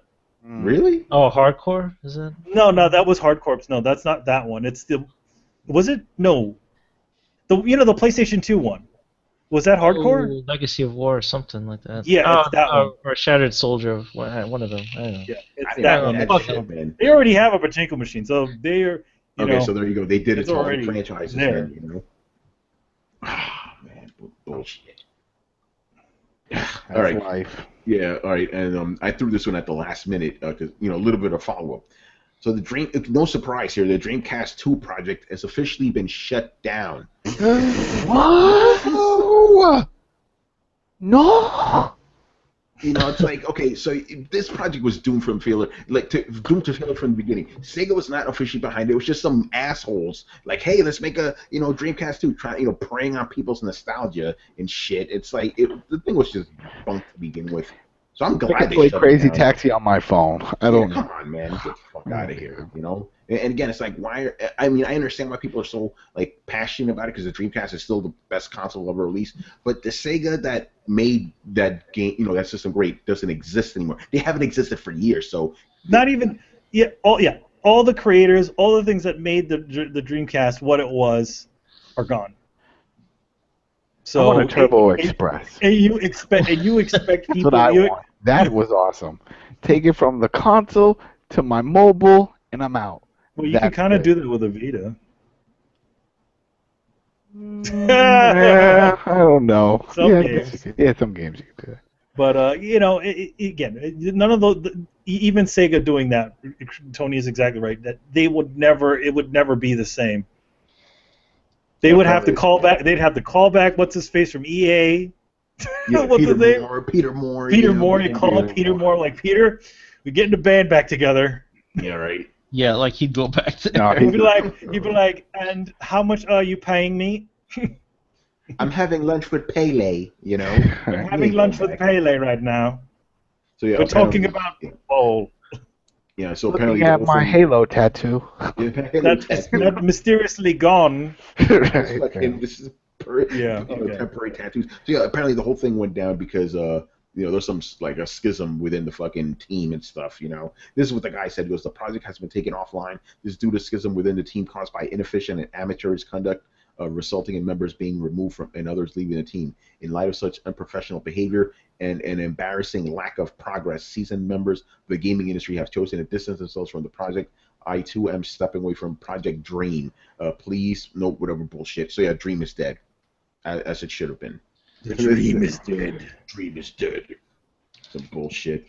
Can't bring him back. Yeah, Brett, what's your take on this? I know you were mildly excited for this. I was mildly excited about it, but it wasn't anything officially sanctioned, so. It's sad. It's unfortunate, but it's not like it was a true Dreamcast 2. Yeah, and again, even if Sega flat out said we're making a Dreamcast 2, it's like, you guys suck now. I'm not buying that. Hey, shut up. What? Well, tell me what great things Sega's doing now. Sonic.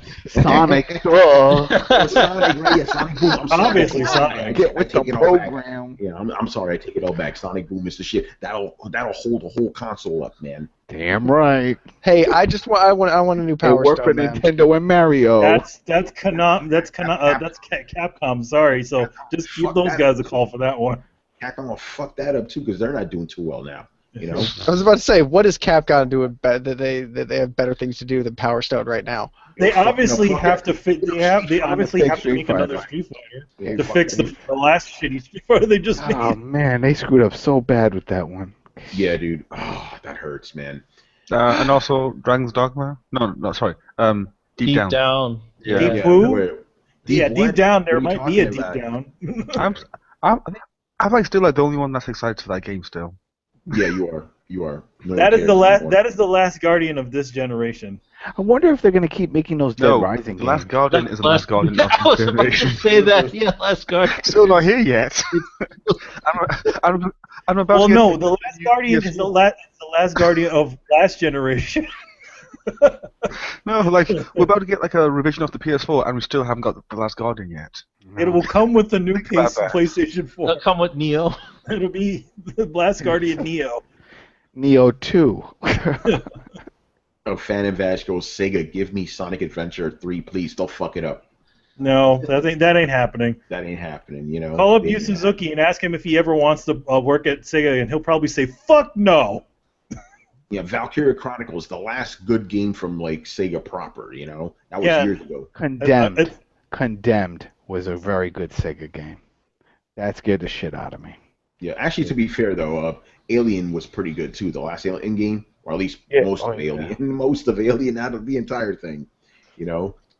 Some bullshit. All right, and this last topic I threw in here just to get our feathers going, you know, feathers ruffled. This is gonna be crazy. Okay, so nobody here really likes this the Ghostbusters movie, right? It looks like shit, right? I just hope that they can do something different, you know, and that's what I'm thinking. I can't go in thinking about Ghostbusters 1 and 2, which weren't that great. At least 2 wasn't. 1 was great, but we just have to go in with it with fresh eyes and say, hey, let's see what happens. So that's kind of gonna be hard to do, considering that they want to release Ghostbusters, the original one, before this. What do we know from in theaters? I heard something that it's like multiple Ghostbusters, like it's in the future where every town has their own sort of like a fire department. This is just one that's a female squad. No, it's not.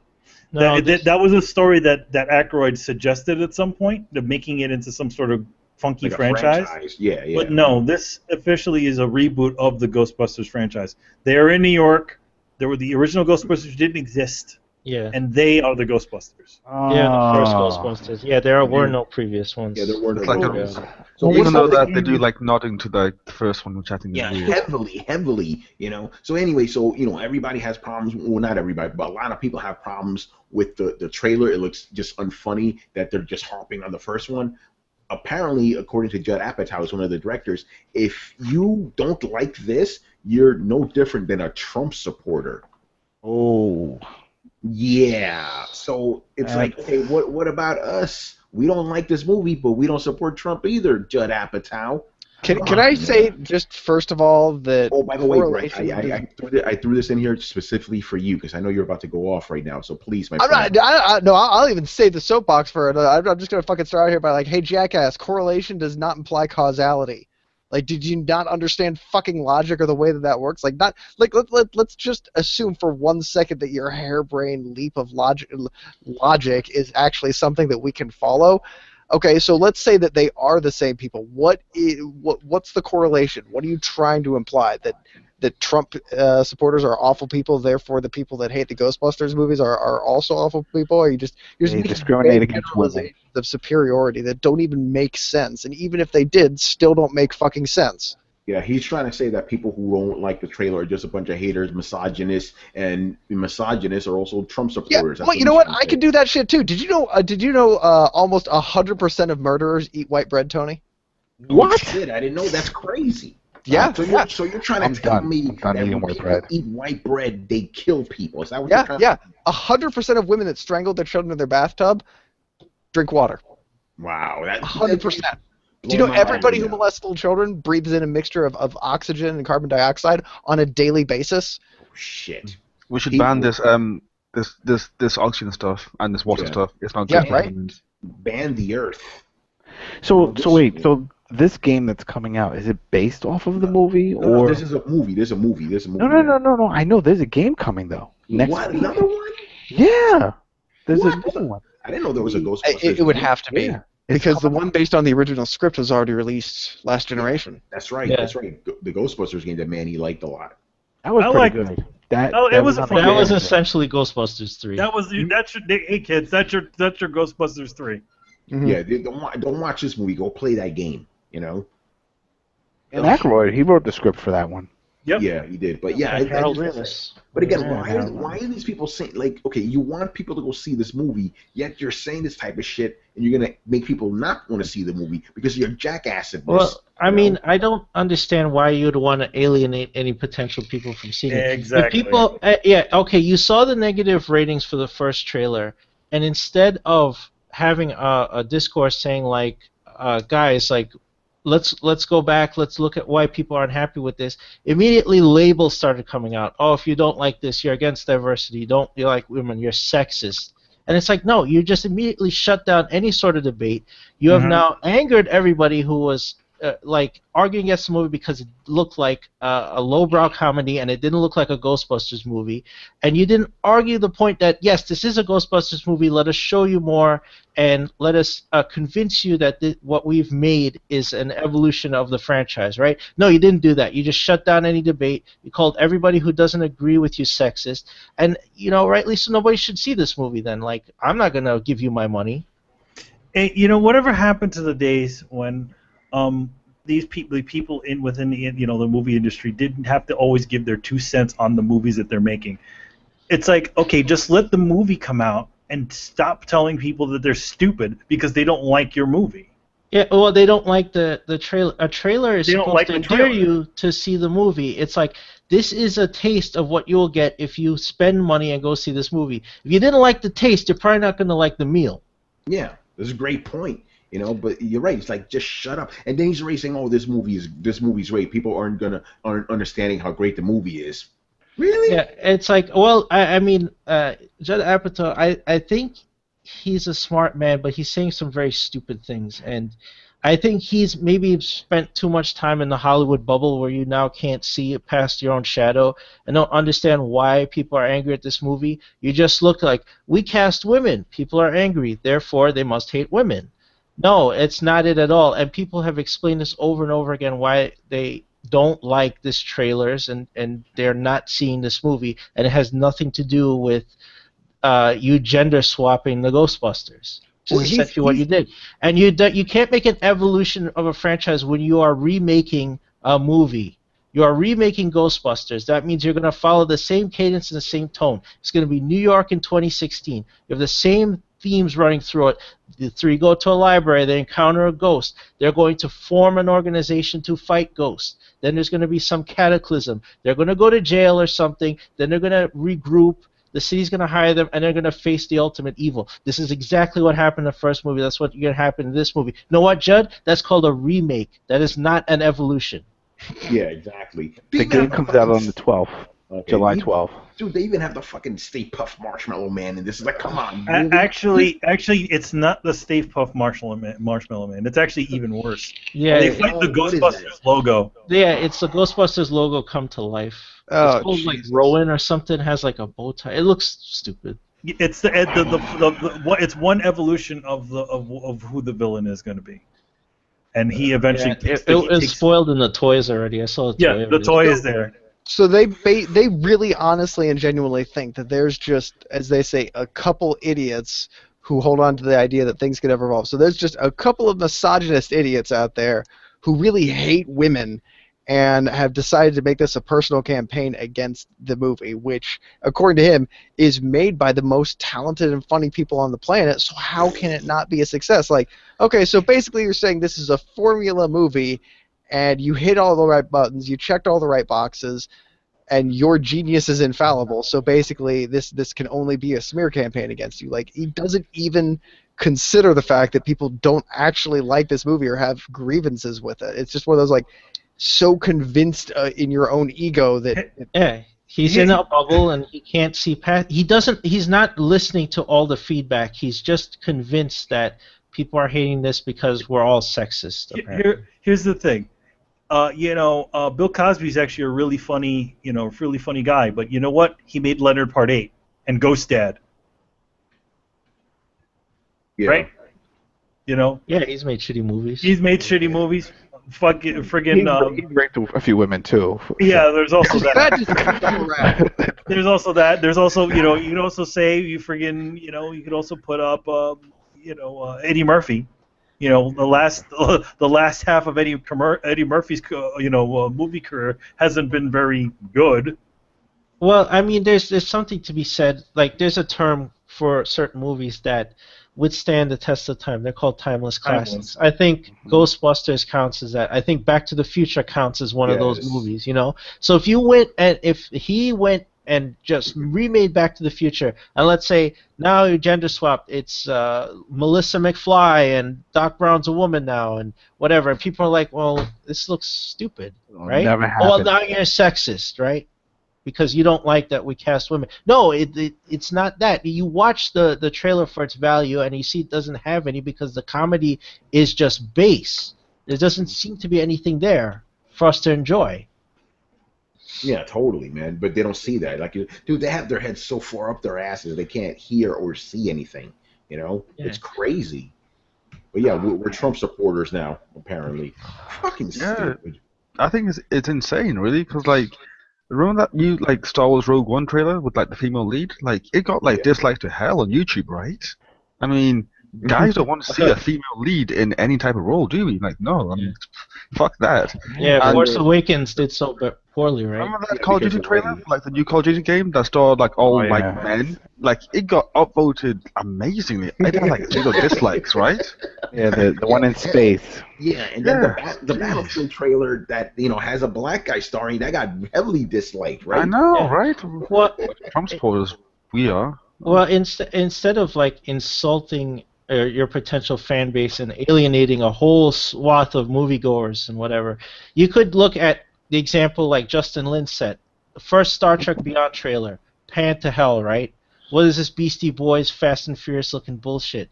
So you know what he did? He went and convinced Paramount, hey, fans aren't happy with this. We need to relook at this. He reshot some stuff. He recast some stuff. They re-engineered the movie, put out the second trailer, tone completely changed, looked way better. Fans are happy. Not only that, this guy went out on a limb because Paramount and CBS were suing the fan guys who are making the Axanar movie. Yeah. They're trying to get that stopped from being made. He went to J.J. Abrams, and they told Paramount, like, you're suing your fans, and you better stop. So you know what? They stopped the lawsuit. Okay, I'll give this man respect now. I didn't know he did any of this shit. Yeah, he went on a limb. He's like, you are hurting the fans. The Star Trek belongs as much to the fans as it does to you, and you need to stop this lawsuit. And he supported them, and you know what? They stopped the lawsuit. And that's amazing to me that he would do that. Great. That's great. By the way, I still was not a fan of that second Star Trek trailer. I'm still like, well, I thought it was a lot better. I thought it was better. Yeah, I didn't have the Beastie Boys or any of that nonsense, but. I just hope they do a better job with the series. I'm done with these movies. Please don't fuck. Adam, I've been waiting for this series for years. Fuck the movies. I want the series, man. Did you like Enterprise? I thought Enterprise was pretty good. I did like Enterprise. I liked Enterprise. Scott Bakula and stuff. I liked it. Especially a lot of people didn't like Enterprise. That final season of Enterprise was fucking brilliant. Oh, it was great. I wish the whole series would have been like that, But yeah. Oh, I'd rather have the shittiest version of Enterprise than those fucking J.J. Abrams movies, man. Speaking of movies, did you guys hear that they cast T.J. Miller in Ready Player One? Yeah. Yep. Who? T.J. Miller. Deadpool's buddy. Yeah, the guy that worked at the bar. Oh, nice. I'm forgetting the guy's name now. Whatever. That's pretty cool. No, not Ryan Reynolds. What's the name of his movie? The actual. I'm reading the Deadpool books and I'm forgetting this guy's fucking name. Weasel, right? Yeah. Yeah, Weasel. The guy that Weasel. Cool. That's good. Oh, by the way, Brian, somebody asked you, are you looking for, actually, have you seen his second Ninja Turtles movie since you loved that first one so much? I have not yet, and I don't love it. I just don't think that it deserves as much hate as it does, as it's not the worst thing to come out of the Teenage Mutant Ninja Turtles franchise. Yes, it is. Yes, it is. They had a coming out of the shell tour. I mean, there were singers at some point. I don't think that you can get any much worse than that. And plus, I do like how low you have to go, though. You have to go to the fucking tour. Yeah, that's what I mean by like it's not the worst thing. It's bad, yes, but it's not the worst thing. Like people are talking about like, yeah, this is like the worst thing ever. It's like, I'd come on, rather watch really? that fucking third Ninja Turtles movie than this shit. That was that. That was a bad movie. That was a bad one, but when I saw the CG one, I'm like, ooh, I'd rather watch that shit. That was and terrible. plus, the thing's for kids. Like it's blatantly for kids. It always has been for kids. Kids love it. So was the first film, and wasn't that a good film? Wasn't it? I haven't seen the first film, but the first one was great. It's not that bad. The one with the original one, yeah. Yeah, that was great. I actually remember the complaints with that. Parents were like, "This shit is too dark. Those turtles are killing people." In fact, that's the whole reason why they didn't use their weapons in the second film. Yeah. Because they're like, oh my god, they're using their weapons. Didn't one of them die in the comics? Was it Donatello or? Yeah, Donatello was dying. Yeah, he died recently. Yeah.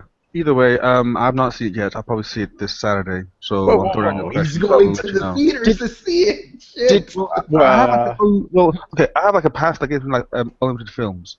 So Oh, okay. Oh, I wow. just go.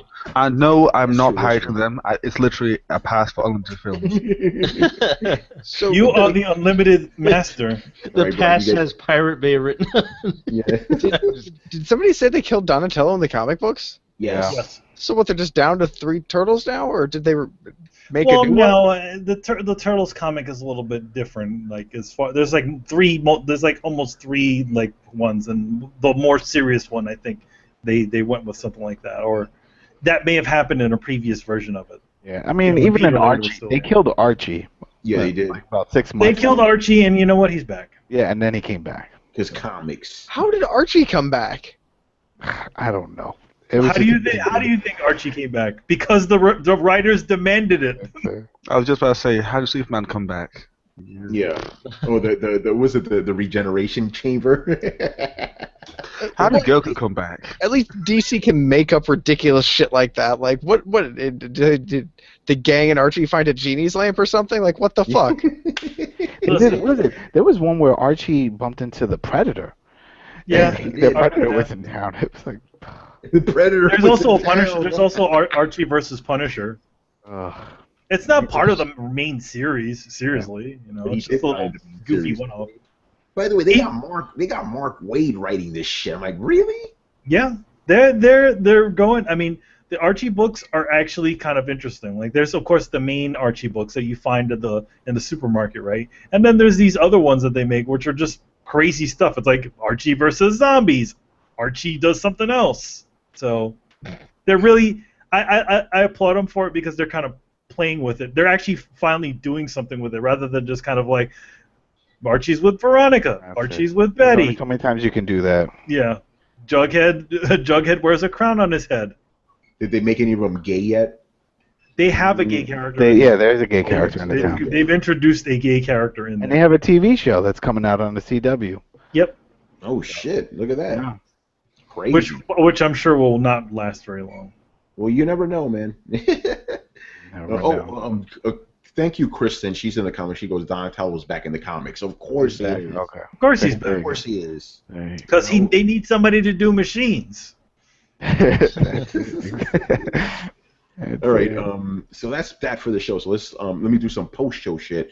This is very important one, so pay attention, people. Okay. So we need you to ask us some E3 prediction questions for the following episode of Throwdown Your Questions, which is this Sunday. That's going to be our big pre-E3 prediction show, right? Yes. For the question show, because we will not have a question show during E3, obviously. You know, like most of the crew is going to be gone. So no Yes. Throw Down Your Questions. I actually wrote some of the dates here. So there's not going to be any Throw Down Your Questions on June 12th, right? Yes. So we're going to have, the show's going to come back on the 19th. For that show, just save all your questions and make sure they're all E3 related, because we're going to do the post E3 show. So just keep that in mind. You know, we're going to reiterate all this shit again on Sunday, but just keep that in mind. Throw your questions this weekend, pre E3, and then after that, which is 2 weeks afterwards, post E3. So just make sure your questions are just about E3 for the And next couple weeks. also know that we will be recording the Throwdown earlier the week that week, right?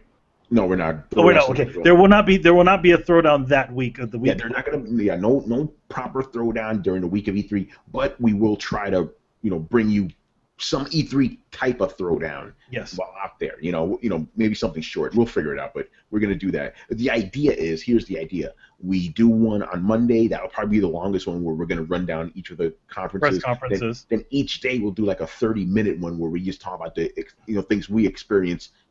That particular day, So Yep. hopefully we'll give you a bunch of shit, but yeah, no regular Throwdown a week, and then we'll come back with Throwdown Your Questions 88, It'll be, I believe it's 80, yeah, 88, It's a little crazy, but we're going to make it work. And so the next episode of Throwdown, actual Throwdown, which is next Thursday, that's going to be the pre-E3 show. We're going to definitely get Gary Swaby on, because Gary apparently has Fridays off now, so he could be on Throwdown more regularly, which is good. But since Gary's going to be there with us for E3, we figured, hey, let's try to get Richard in there too, try to get as many coalition guys on that show, so that'll be fun. And the last thing, check out Otanime. We recorded it a couple nights ago. It's about JoJo's Bizarre Adventure, the original one, right, Manny? Yes, the OVA. Yeah, the OVA. So if you're into JoJo's or just Otanime, check that out. And next Otanimes will be the final one in that iteration. We're going to completely redo the show. So stay tuned for news on that show. So Adam, man, how was your Throwdown experience, man? Oh, it was fun. It was great, guys. It was definitely great. Isn't it just basically like a conversation we normally have? That's pretty much it. That's what I was. That's us on the phone or on PlayStation Network. That's pretty much it. That's true. Oh, by the way, hold on. Fan of Badge goes, hey Brian, are you going to the EA E3 London event? I heard about it. I probably am not. If it's this month, then probably not. Next month, I'll see what I can do. And plus, it's EA. EA piss me off sometimes. I'll probably just go in there and say, just fuck EA. Like, you guys, like, you're not doing Need for Speed, so there's no point in me being here. And Battlefield 1 this year is crap. Whatever you do, just don't say FIFA sucks. That's all. Just don't go in there and be like, yo, FIFA sucks. Yeah, not in England. You don't want to say that. Not there. Yeah. So Adam, man, thanks for being on, man. Thank you. It was fun. Awesome. All right, so let's wrap it up. Thank you for watching and listening. Make sure to follow the Coalition at thecoalition.com. Also help support the site by donating to our Patreon page. Subscribe to Throwdown on SoundCloud, iTunes, and the YouTube. So don't forget to follow us on Twitter and Facebook at Throwdown Show. Links are available in the description below. Once again, our show is Tony Polanco, touched by Emilio Lopez. I'll see you later, guys. Chris Seeley. Hey, good night, everyone. Good night. Brett Murdock. It's real, folks. Adam Vale. And Brian Manjoma. It's now time to bitch about how much we don't like Batman vs. Superman again. Yes. Oh, yeah, they got the extended edition coming. We'll talk about that. No one's going to see it. No one cares. Fuck that movie. All right, we'll see y'all next time. And later. All right, later. Later, people. Peace.